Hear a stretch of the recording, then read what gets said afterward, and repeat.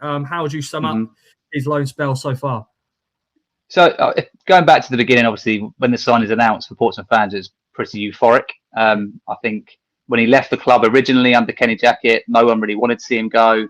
He was still a young prospect. You've seen his career develop, and especially when he's arrived at Ipswich Town, like you say, with them back-to-back promotions, everyone knows what he's capable of. So to get him back, one of our own, as the chant goes, but not only that, a player of real Championship quality and experience, the excitement was pretty palpable. It hasn't reached the same heights on the pitch.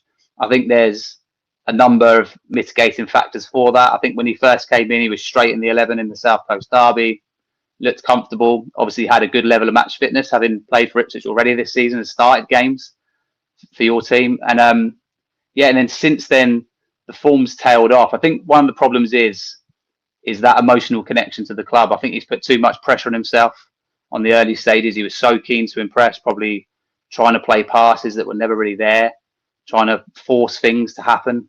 And then I think the confidence is drained from then on in.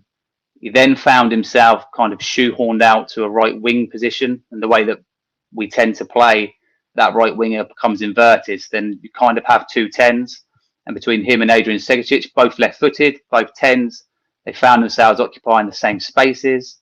Chaplin would be receiving the ball too deep because, as you know, you want a player like Conor Chaplin getting the ball on the half turn in the top third of the pitch where he can make things happen or get shots off on goal. That position didn't suit him.